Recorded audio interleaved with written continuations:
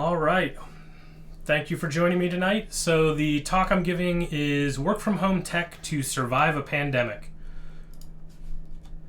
So just a quick background. Before the pandemic, my life was more of a road warrior. I was platinum on American Airlines, titanium elite at Marriott, and when I wasn't traveling, which was probably about half the year traveling, I did have to go to an office and actually spend time in a real office, at least not a cubicle. So I had that going for me.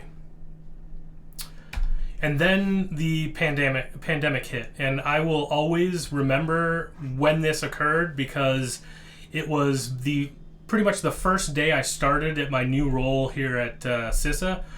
I was coming down for orientation, and I was scheduled to be there for an entire week in March for orientation.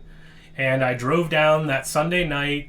My wife's freaking out because the pandemic's sort of spreading around and things are starting to get bad. And originally I was going to bring my wife and daughter with me down to DC. Thankfully I didn't do that. But things started to get bad, so bad that Monday that was the beginning of orientation, they decided to have all government workers start working from home. So all of a sudden, all of DC was like a scene out of 28 Days Later. Like, I'm wandering around the streets and there's just no cars anywhere, no people anywhere. Like, you could just walk down the middle of the street and be perfectly fine, like not get hit. So it was completely surreal being in that experience, but also then everything changed. My 5-day orientation was compressed down to 4-hour orientation, go get my PIV card, and then be gone and hop in my car and drive back home.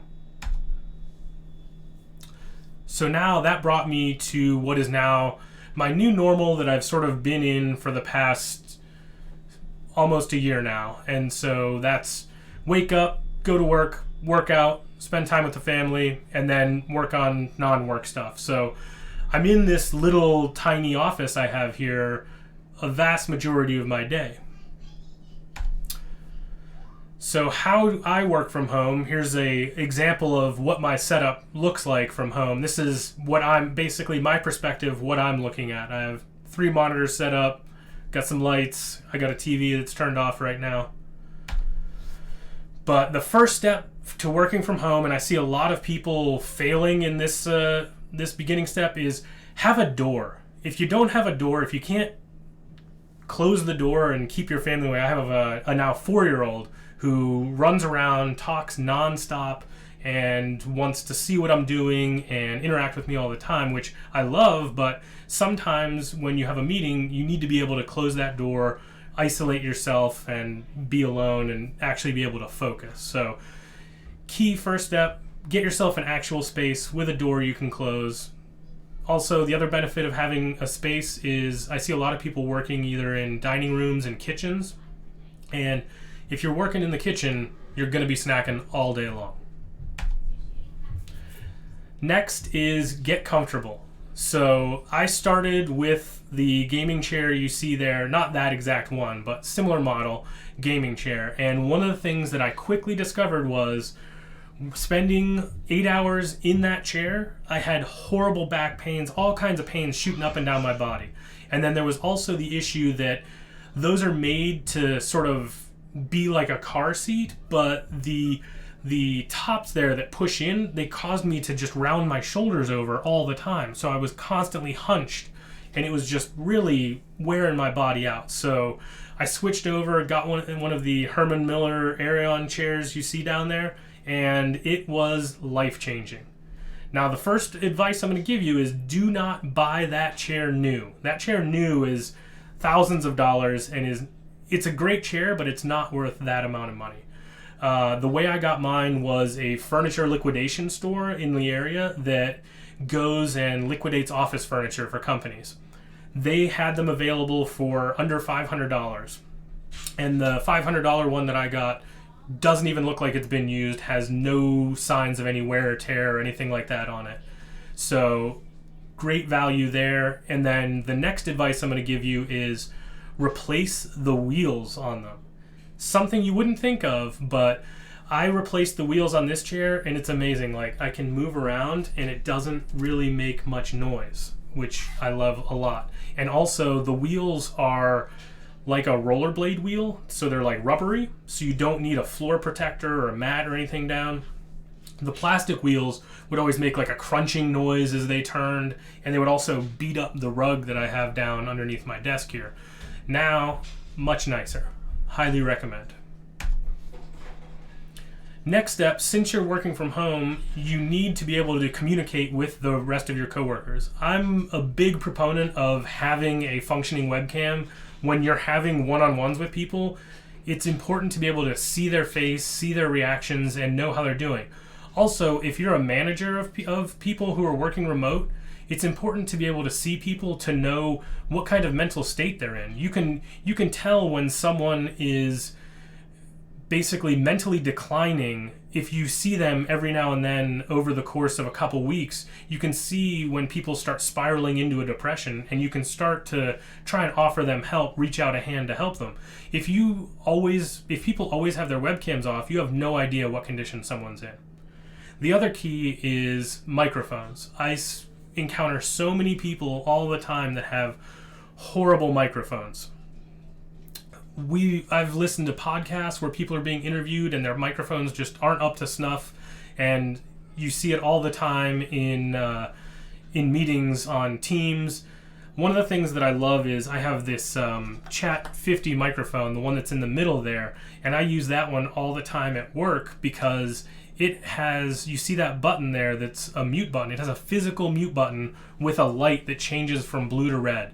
And I love that physical indicator of whether you're on mute or not, because everyone knows those people who get on Teams meetings with 40 other people and forget to mute their microphone, and you just hear them chomping away on potato chips or whatever the whole time.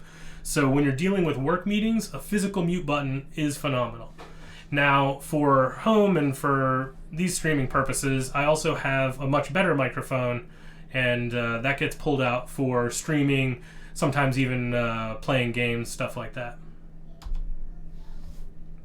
Next is creating a good atmosphere that lets you actually get work done. So I know I said before I used to work in an office. The office wasn't really a great atmosphere for me to get work done because it's still a cold, sometimes too hot, sometimes too cold office where you don't really have full control over everything. So the nice thing with a home office is you can take more control. So you can have a heater to make it warmer if you want. I have a humidifier because my office gets super dry with all the computers running all the time. The air just seems to dry out nonstop. So I have a little humidifier that's USB powered. I'll just plug it in, put it over there, and be good to go. Office plants are super helpful. If you have any sort of like fruit flies or anything like that, I highly recommend carnivorous plants. You can get things like a sundew or a Venus flytrap that are pretty simple to care for. Just make sure you use distilled water and not tap water. And you can just put that in a window and it'll take care of your whole fruit fly problem. So you can have fruit in your office and not suffer the consequences. Some people swear by those vitamin D lights because vitamin D is something definitely those of us in Pittsburgh don't get because it's gray all the time. So we don't really see the sun.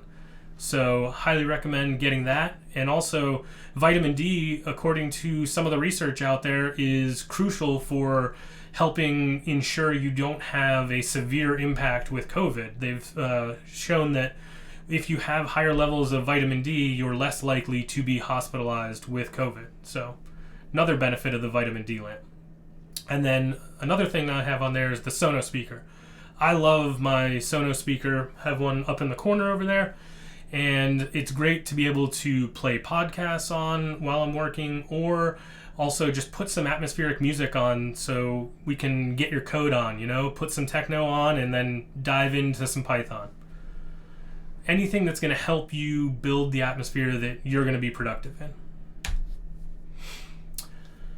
Next is switching between work and home. So I don't know how everyone else's setup is. I know my brother, his company, when they sent everyone home, they didn't have laptops to send them home with. So everyone in that company is doing their work on personal equipment.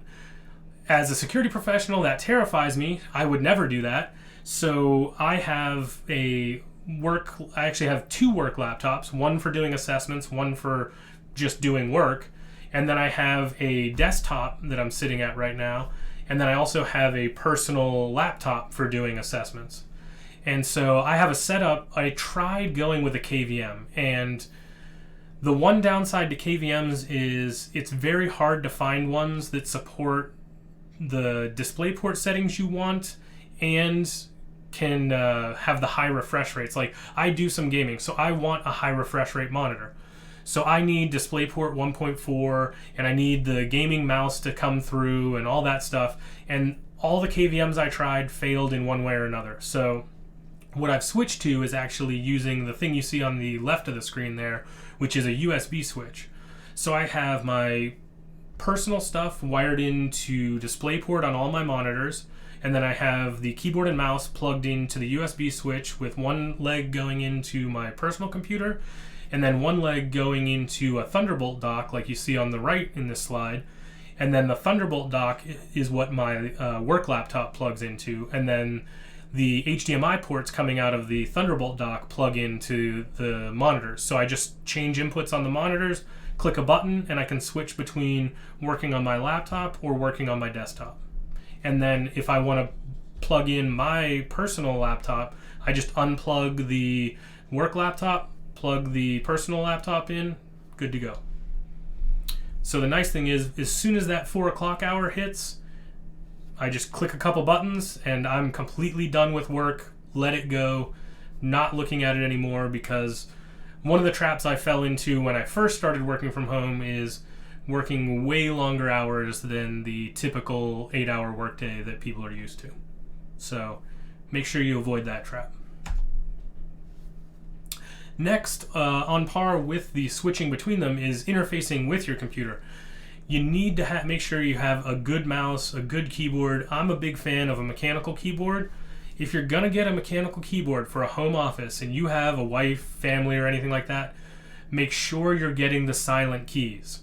If you have the loud clickety-clacky keys, you're probably going to end up in the newspaper as someone who was stabbed to death by their wife because you drove them insane. So get the silent keys. It's worth it. You still have all the feel. You just don't have that audio feedback. For mice, I have a picture of the one I have up there. It's a G502 by Logitech. It has a bunch of buttons, and one of the nice things is you can do all kinds of different macros and stuff with these buttons. So you can set buttons like, I'll have, if I have Word or any of the Office programs open, some of my buttons become cut and paste, so I can just quickly highlight something, click a button, go somewhere else, click a button, boom, copy and paste, move stuff around. You can do all kinds of stuff like that that's super helpful for your productivity and just your day-to-day activities. And then the other thing up there is the monitor. I purchased one of these LG ultra-wide monitors, and at first I was like, oh man, this is a ton of monitor. I don't know if I'm going to be able to like really use it all, and I use every last bit of it. I absolutely love it.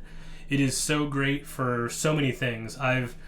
I teach a class at CMU, and one of the things in the class is the students use a platform called Step Forward, and we get to watch them while they're interacting. So when the students are taking the final, I can pop up all their VMs spread all across my giant widescreen monitor and watch like 8 students operating on a Kali VM at the same time, which is super helpful. And then at work, I can run a bunch of VMs and spread them all over. I can put my productivity apps like my Teams, my Outlook, stuff like that, and just throw it over in the corner somewhere. It's been super helpful for productivity. Might be a little overload for some people, but I think it's worth it. Another tip for your personal life is to stay hydrated. So when you're working from home, you're not going to have the water cooler to go to have conversations and BS with people. So it's important to make sure that you are still drinking water and drinking caffeine in the morning if you're anything like me. And one of the keys is making sure that you're using something like this is one of these Reduce bottles down there, which I really like because it's insulated. It won't sweat with cold stuff in it, so I don't end up with a wet, drippy mess all over my workspace. And it's well sealed that if I spill, only a little bit's going to get out the straw before I can pick it up. It's not an open top that's going to spill everywhere.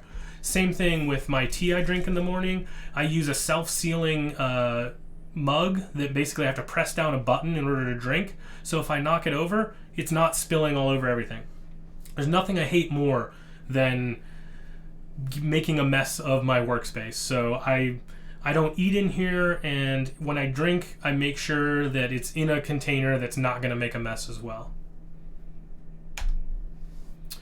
Lastly, this one's bonus points is if you can do it, a wired connection is going to be superior to a wireless connection every single time. I don't care that your wireless claims that it can say that it has 10 gigabits per second speeds. In the real world, if you have human beings or walls or aren't in a lab environment 3 meters away from the antenna, but from antenna to antenna, you're not going to get those speeds. And you're going to run into situations where you're on a VoIP call, a Teams call, and someone moves around the house, a dog moves around the house, and your wireless stutters just a little bit, and it's going to make everything get all pixelated, your voice will get robotic, and nobody likes that. So if you can do it, highly recommend hardwired connections for your systems. If you use I have Ubiquiti networking throughout my house, and they have this awesome little switch that's a power over Ethernet powered like 5 or 6 port switch. And I actually have that like inside my desk because I have a power over Ethernet switch that powers that. And then that provides enough ports within my office to plug in all of my laptops and my desktop and any other projects I'm working on at any time. So highly recommend those. And then that's really all I have for my work from home setup. Someday I'll share my travel setup, which is way more intense and is spread across suitcases and backpacks, but gives me a great work from anywhere setup. So as soon as we get back to traveling, I'll be sure to gather pictures and model numbers and everything for all of that stuff so that I can share that with you. And with that, I'm going to say leave it with what's in your home office. We can continue the conversation on Discord, or if there's any questions or anything like that, feel free to fire them up on Discord or Twitch.